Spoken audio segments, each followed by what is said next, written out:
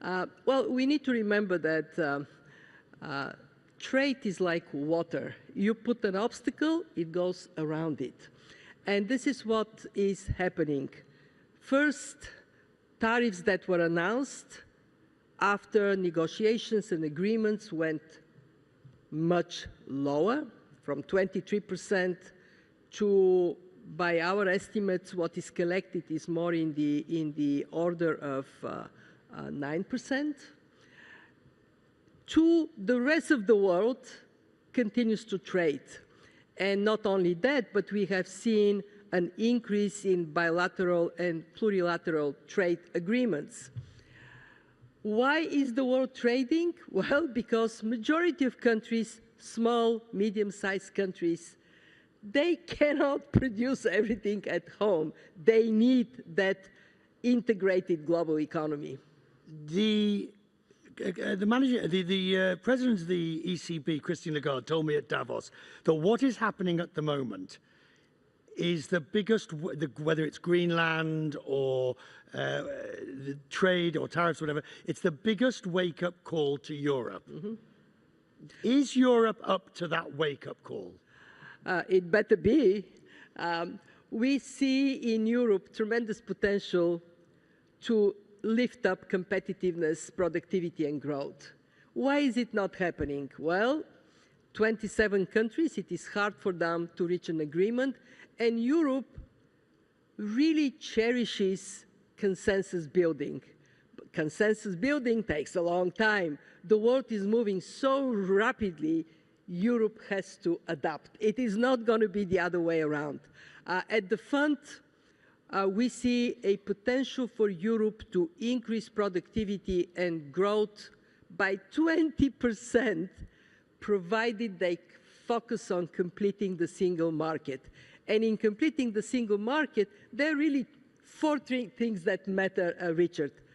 First, 28 regime for firms. When a company wants to invest in Europe, it should not be doing 27 different investments because of different regimes of registration. Two, it has to get Capital Market Union.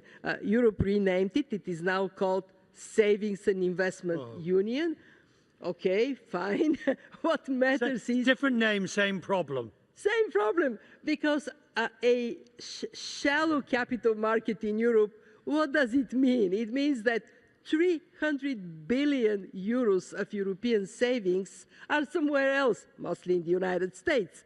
Three, they have to bring energy union that is truly one, same pricing, same structures for all countries. Four, I'm sure you heard about movement, free movement of people. Yeah, people move, but their qualifications cannot move. So this is basic stuff. Totally basic. So why would Europe still fiddling around trying to solve it after all these years? Well, very simple, because different countries have different stakes in these issues. Some are against the Capital Market Union because they like banks doing business rather than the capital markets. Others feel that they need to protect their labor from the influence of countries with lesser qualifications. In other words, 27 countries, right, all of them producing red lines. So what Europe now needs to do is take the time, wipe out the red lines, and concentrate on its performance as one economic union. And that would be good for everybody. People want to do business in right, Europe, but it's too complicated I want you to take those problems, and, sorry, let me pull you. No, that's okay. I want you to take those problems and relate them to the Gulf, because the GCC has played around with many of the same concepts, and single currencies right the way through to free markets, labor, but it's unwilling to go the next steps. Well, join the club. The Europeans can share a lot of their experience of what not to do, and I recommend to the Gulf, listen. In the Gulf, I am very enthusiastic about what I see. Much more interest in harmonization of regulations, more collective decision-making, more focus on interregional trade. Potential for that is huge. And the Gulf is now thinking about institutions, how to make the Gulf Cooperation Council a more impactful institution. I actually would say this: don't copy the European institutions, they're too complex, but copy one thing from Europe that I find incredibly impactful: Airbus. When Europe came up with Airbus, it did something fabulous. It created a very potent competitor to Boeing. Now, every second aircraft on this planet comes from Europe. So, for the Gulf, get your Airbus. Oh, hang on. What does that mean in reality? Well, because it could be a joint project in artificial intelligence. The Gulf is well advanced in that area. I don't know what it would be. What I do know is that it makes a huge difference in how you integrate your economy when you have that common project. How do you get over the sovereignty question, which can also be, in my words, not yours, the ego question? Because Europe is now having to come with AI that you can't have 27 champions. You're going to have to decide who's going to be the European competitors to the Mag 7 of the United States. It is very difficult. I am not going to sugarcoat it. When you talk about capital markets in the Gulf, obviously there is competition, and rightly so, because there is strength in capital markets that have emerged. But if you want to compete in the world we are today and we will be tomorrow, you have to overcome differences, and you have to come up with that sense of unity of purpose. And I think the Gulf has demonstrated capacity to do so.